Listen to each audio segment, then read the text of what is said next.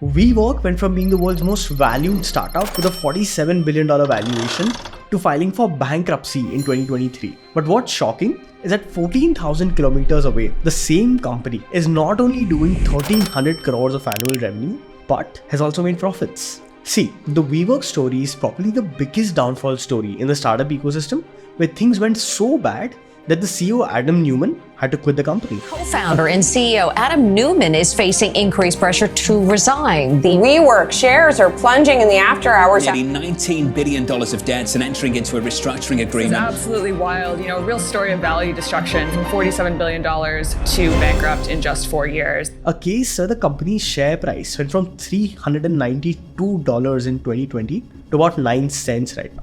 But what's even more shocking is that WeWork India has been completely untouched by this fall and has in fact grown profitably at a rate of 75% in FY23. And to understand this better, we spoke to the man himself, Karan Virwani. Cool. So let's first understand how the WeWork story started in the first place.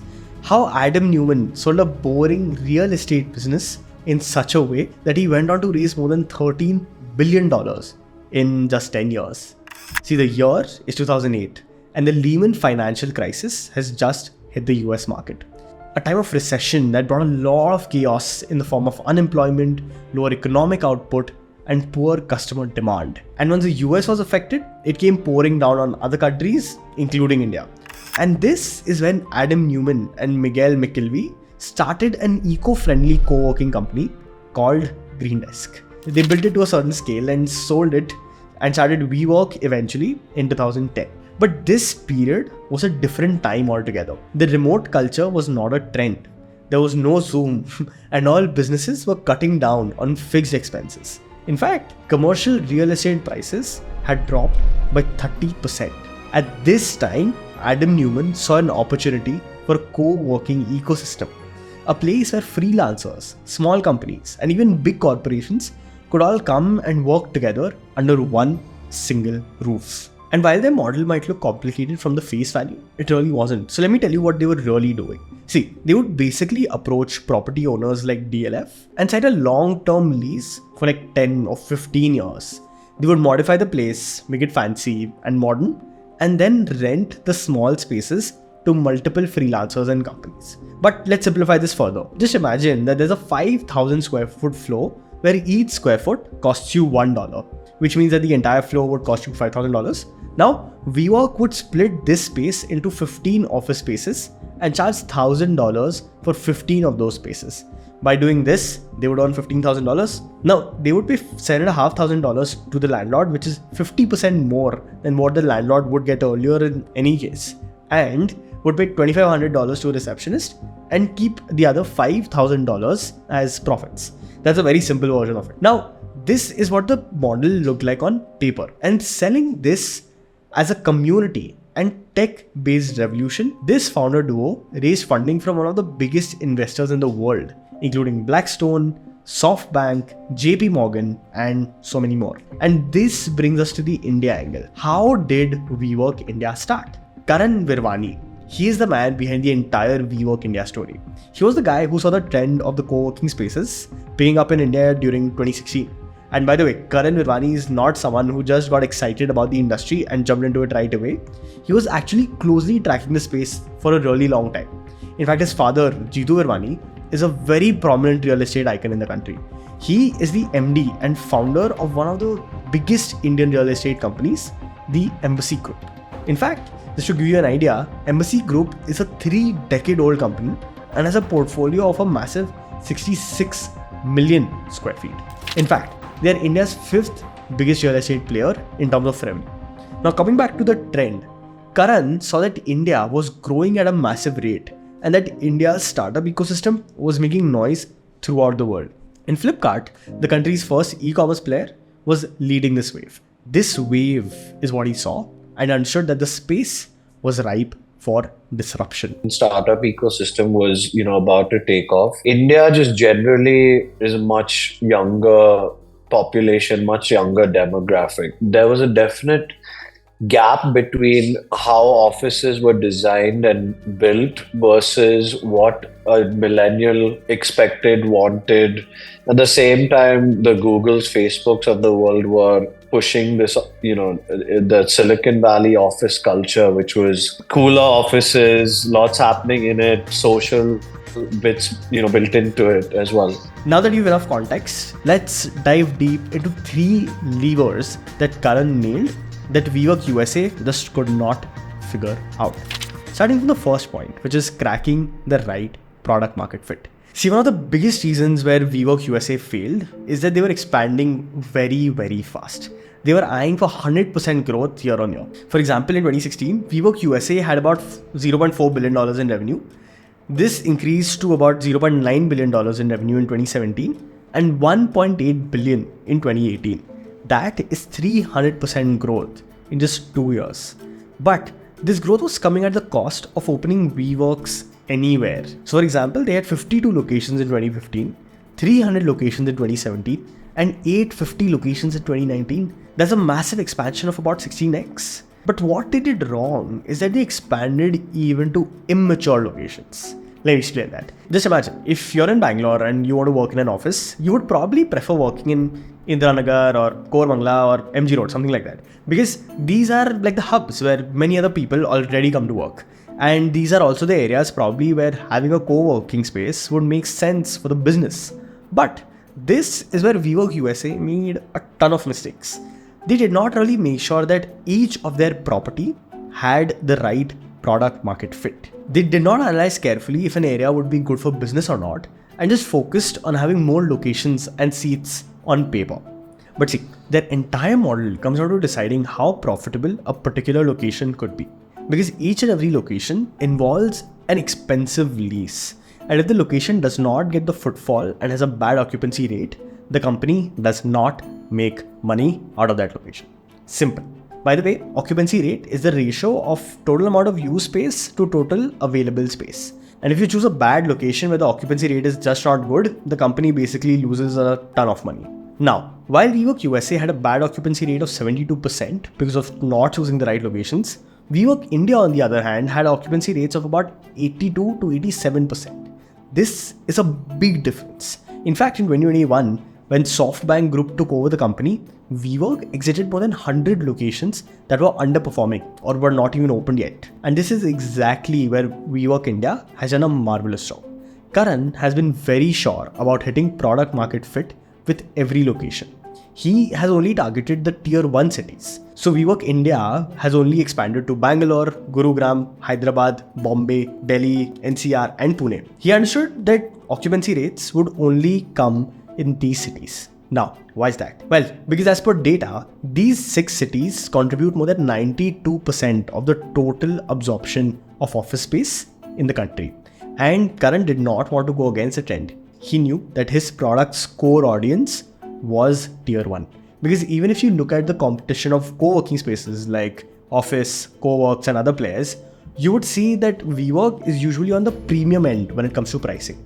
They focus a lot on making the space aesthetically inspiring and convenient, and they charge a good premium for that. And so they target the audience that won't even think twice before buying a day pass of about 1,000 rupees and a conference room pass of about 3,000 per hour in prime locations like Bandra, for example. And that's why their massive portfolio of roughly 90,000 seats and 8 million square feet is only concentrated in these 6 cities. And as per our research, Karan has no plan to change the strategy. And this does make sense because the risk mitigation is super important in a business like this, especially after a crisis like COVID. Now, this was a massive data-based insight that worked for Karan.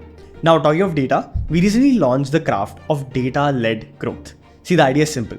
If you work in product, marketing, or growth, or even if you're a founder, I'm sure you have a lot of data. But the path from data to insight to experiments that drive revenue is just missing. And we've built this craft with a clear vision. Help our members break any problem down to its atomic level truth and solve for revenue impact. And of course, data-led growth is a part of the GrowthX membership. The link to check it out is in the description. Plus, we create a free template for you to help you design growth experiments better. It includes everything from writing your core hypothesis, to targeting what kind of users, to designing an A/B test, and also how to align all your stakeholders and rally them behind your experiment. Super. Do check out the link for data-led growth in the description. Moving on to the second thing that seems to be working for WeWork India, their asset-light model. I'll get Abhitin to tell you that. Thanks, Arsh. See, WeWork USA was working on an asset-heavy model. Now what's that? We discussed in the video that they would pay a lease to the landowner and earn a rent from the customers. The difference of the two was their income. But WeWork India started in 2017, and by 2019, the entire WeWork story was out. And everyone knew that this was something that was wrong. The thing that they were doing wrong is that they were getting into long-term permanent leases with landlord. This brought a lot of business risk. For example, WeWork got into a 10-year lease in a tier 2 US city and they don't get good occupancy rates. The place just doesn't work out. Or worse, COVID strikes. They would still have to honor the 10-year long-term lease despite making hardly any money. WeWork loses, but the landlord still makes the lease money. This is where there was a big problem. But for WeWork India, Karan went out for an asset-light model. Now what is that? I'll explain.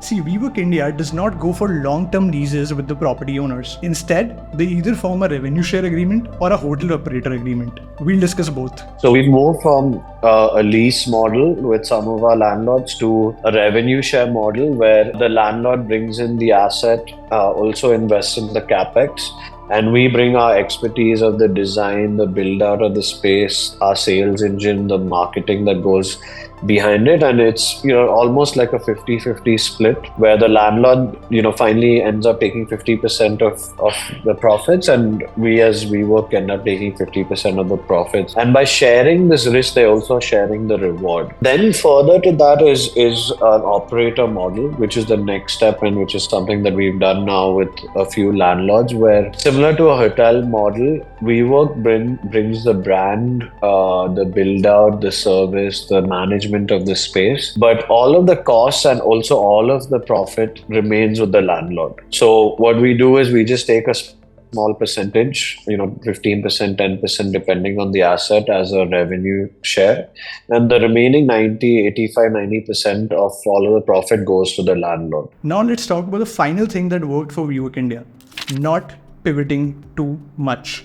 Adam Newman changed the vision for their services over time, and he did it a lot. In fact, he expanded into some crazy verticals. He rebranded the company from WeWork to We Company, an umbrella company which would have 3 verticals. One was WeWork, second was We Live, and third was We Grow. We Live was like WeWork but for housing, so it became a co-living setup. We Grow, on the other hand, was a private school for children from 3 to 10 years. All of these plans got shut down pretty quickly too. Once the IPO crashed and when the filings were out and everyone knew that something's wrong. WeWork India, on the other hand, has been focused on only getting one single vertical right, their real estate business. In fact, this focus has been only possible because WeWork USA could not interfere much with their decision making. Now, why is that? WeWork Global just has a 27% stake in WeWork India, and the remaining massive 73% is owned by Embassy Group, which is Karan Virwani's legacy family company. In fact, there was also news that Virwani might buy off the entire remaining 27% stake and be the full owner. And if that happens, it would give them complete control over everything. By the way, despite whatever happens, WeWork India will still be able to use the brand name as per the agreement. And because of this ownership, they have stuck to only doing what's right for their business, which is the core co-working model. Less investors, more focus on the business, and less satisfying or pleasing anyone. Now coming back to the main point, WeWork India also got an easy access to a lot of landowners because of the big pedigree brand name that Embassy Group brought. In fact, they started opening up WeWorks in their own properties, and Embassy itself owns about 20% of all the WeWork spaces in India currently. This obviously gave them a great head start and convinced the entire market that if Embassy believes in this idea, they can too. Cut to today, they have partnered with almost every big real estate company that you could think of, including DLF, Prestige. Also, another big tailwind for their business is that their client portfolio is no longer focused on just startups, small business or freelancers. This is just their hook. While all of the WeWork's marketing looks targeted toward freelancers, the real money is coming from the big boys. It's a typical B2C like marketing, all for attracting the big B2B whales. In fact, currently 70% of their portfolio consists of big enterprise clients like ICICI Bank, Grant Thornton, and Commonwealth Bank of Australia. And this has worked really well because the bigger the company, the bigger the space, which also leads to a better occupancy rate for their property. And see, these companies are big companies. They take all these decisions very consciously, which means that they won't change locations instantly and give a steady revenue to WeWork. Unlike freelancers, by the way, who usually want day passes and need a lot of flexibility from wherever they want to work. That was the story of how WeWork India beat WeWork USA. By the way, remember DD18 that we talked about in the last Ixigo video? That was a massive success. We had thousands of people joining in both online and offline. Out of 10 teams, 2 teams, Ultra Human and Slice, made it to the finals and Team Slice eventually won. Plus, we also launched the craft of data-led growth. Check it out in the description. That's all for today. I'll see you in the next one.